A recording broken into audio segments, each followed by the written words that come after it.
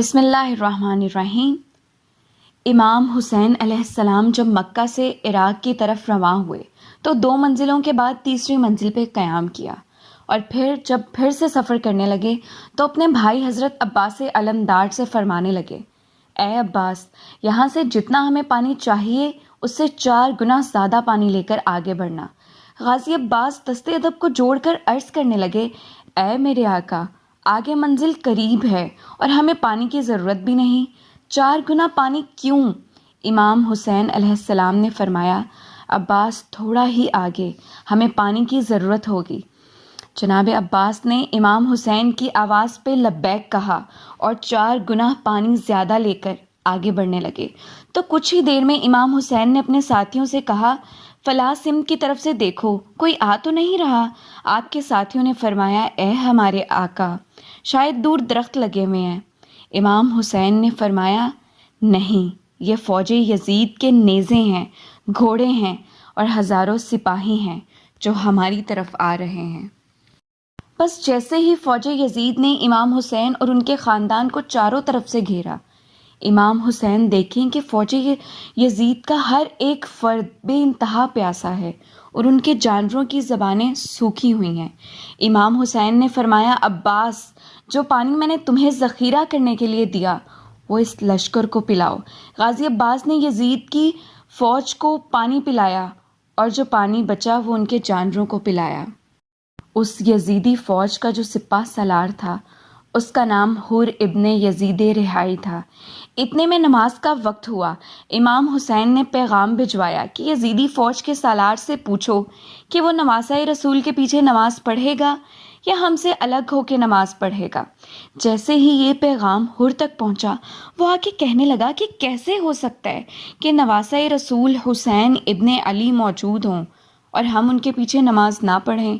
اس سالار نے جیسے ہی امام حسین کے پیچھے نماز پڑھنا شروع کی، فوج یزید نے بھی امام حسین کے پیچھے نماز پڑھنا شروع کر دی۔ بس جیسے ہی نماز ختم ہوئی، امام حسین علیہ السلام آگے بڑھنے لگے تو یزیدی فوج کا سالار حر آگے بڑھ کر کہنے لگا، اے حسین، مجھے آپ کا رستہ روک کر آپ سے بیعت لینے کا حکم ہے۔ امام حسین نے فرمایا، کس کی بیعت؟ اس یزید کی جو اللہ کے دین کو جھوٹا کہتا ہے۔ اے حر، تیری نماز اور تیرے سجدوں سے واضح ہے کہ تو اللہ کے رسول پہ ایمان رکھتا ہے۔ پوچھ اپنے ضمیر سے کہ کیا تو دل سے یزید کی بیعت کرتا ہے، اسلام کو جھوٹا سمجھتا ہے، میرے نانا اللہ کے رسول حضرت محمد صلی اللہ علیہ وآلہ وسلم کی نبوت سے انکار کرتا ہے؟ وہ نظریں جھکانے لگا۔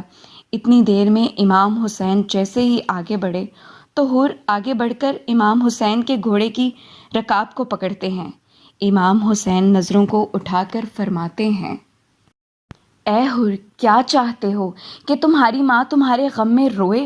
حر پھر سے نظریں جھکانے لگا اور کہنے لگا، اے فاطمہ کے بیٹے، اگر آپ کی ماں فاطمہ تو زہرا رسول اللہ کی بیٹی نہ ہوتی تو میں بھی کچھ کہتا۔ امام حسین نے حر کی نگاہوں کو دیکھا کہ اس کے دل میں آل رسول کا عشق ہے۔ پھر آپ فرمانے لگے، اے حر، ہمارے ساتھ چلو، ہم اپنی منزل پہ خود رکیں گے۔ حر کی اتنی مجال نہ تھی کہ امام حسین کو کچھ کہہ سکے، اور یوں امام حسین اور ان کا خاندان اور پیچھے پیچھے فوج یزید چلتے چلتے ایک جگہ آ کر رک گئے۔ امام حسین نے چاروں طرف دیکھا۔ جناب عباس نے فرمایا کہ عباس، جاؤ پوچھو اس زمین کو کیا کہتے ہیں۔ لوگوں نے کہا، نینوا کہتے ہیں، ماریا کہتے ہیں۔ ایک بوڑھا آ کے یہ کہنے لگا، اس قافلے کو کہو یہاں سے چلا جائے، کیونکہ اس زمین کو کرب و بلا کہتے ہیں، یہ زمین مصیبتوں کی زمین ہے۔ امام حسین نے فرمایا، اس زمین کا مالک کون ہے؟ آس پاس کے لوگ جو اس زمین سے تعلق رکھتے ہیں آنے لگے۔ پھر بنی اسد کے لوگوں سے 60,000 درہم دے کے اس زمین کو خریدا، اور جناب عباس نے فرمایا، عباس، خیمے نصب کرو۔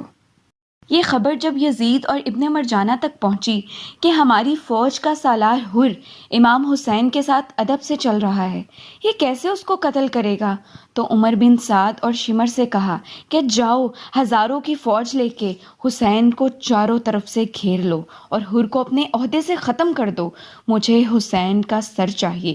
تاریخ نے لکھا اس فوج نے آتے ہی سب سے پہلا حکم نافذ کیا کہ آل رسول کے خیام نہر سے ہٹائے جائیں۔ غازی عباس نے جلال دکھایا، امام حسین نے فرمایا عباس صبر کر، میرے نانا نے مجھے پہلے ہی بتایا تھا کہ ہمارے خون سے اسلام بچے گا۔ دنیا نے رسول اللہ کے خاندان کی شجاعت تو دیکھی ہے اور اب رسول اللہ کے خاندان کا صبر دیکھے گی۔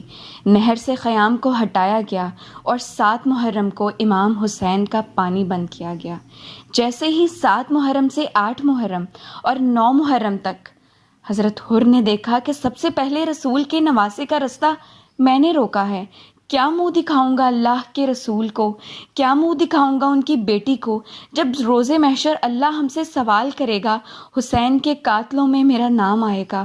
اور جب جناب حر اپنے خیمے میں سنتے ہیں کہ امام حسین کے خیام سے معصوم بچے ہائے پیاس، ہائے پیاس، العطش کی صدائیں بلند کر رہے ہیں، جناب حر اپنے سر کو پیٹتا ہے اور چیخ کے روتا ہے کہ اے اللہ مجھے معاف کرنا۔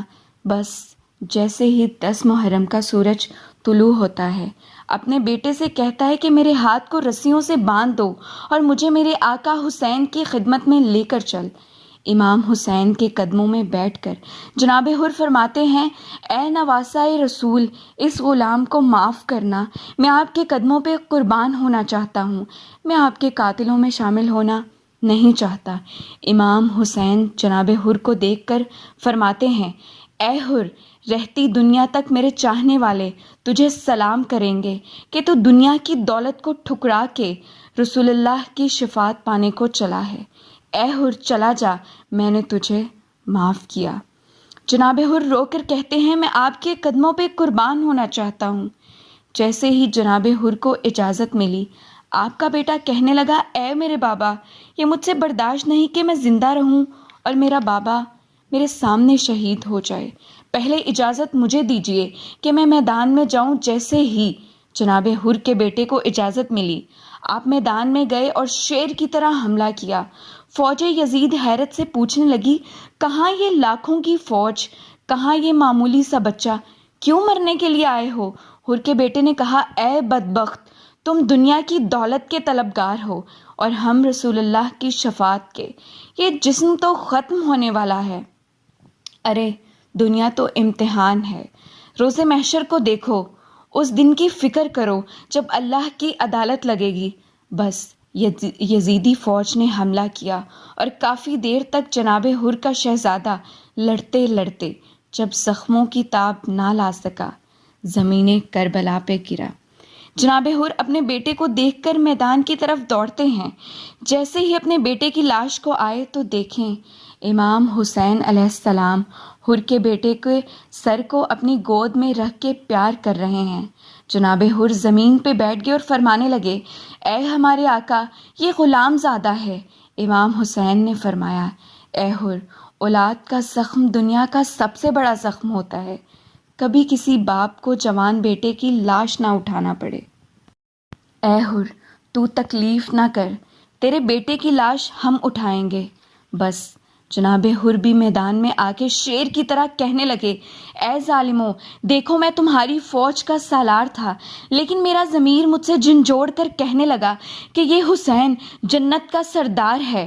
اللہ کے رسول نے فرمایا تھا کہ میرے حسین کا خیال رکھنا، اس کو تکلیف نہ دینا۔ اے لوگوں، یہ رسول اللہ کا خاندان ہے، اے لوگوں ان کی رگوں میں رسول اللہ کا خون بہتا ہے، کیوں اپنے مقدر میں دوزخ کو لکھتے ہو؟ خدا کی قسم، یزید کی دولت، یزید کی طاقت اللہ کی طاقت کے سامنے کچھ بھی نہیں۔ اتنے میں شمر اور عمر بن سعد کہنے لگے کہ کہیں یہ ہماری فوج کو باغی نہ کر دیں، جاؤ حملہ کرو، اور چاروں طرف سے جناب حر کو گھیر لیا۔ جناب حر شیر کی طرح فوج یزید کو فنار کرتے رہے اور بالآخر فوج یزید نے تیروں کی بارش جناب حر پہ کر دی اور یوں 250 کا لشکر اکٹھا ہو کے جناب حر پہ ٹوٹ پڑا۔ بس ایک طرف تیروں کا لگنا تھا، دوسری طرف فوج کا حملہ تھا۔ جناب حر زمین کربلا کو آئے اور امام حسین علیہ السلام کو آخری سلام پیش کرنے لگے۔ امام حسین جناب حر کی لاش کو آتے ہیں، دیکھتے ہیں جناب حر کی گردن سے خون بہہ رہا ہے، اپنا رومال نکالتے ہیں اور فرماتے ہیں، اے حر، یہ رومال میری ماں فاطمہ الزہرا کا ہے۔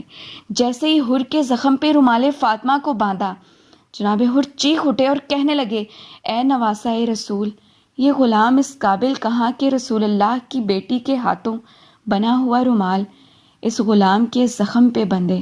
امام حسین کے قدموں پہ جناب حر اپنا سر رکھتے ہیں اور رسول اللہ کو سلام آخر کرتے ہیں، اور یوں جناب حر کی روح دارالفنا سے دارالبقا کی طرف کوچ کرتی ہے۔ سلام ہو جناب حر پہ جو یزید کی دولت، طاقت اور مرتبے کو چھوڑ کر امام حسین کے قدموں پہ اپنی جان قربان کر کے جنت تک آ پہنچے۔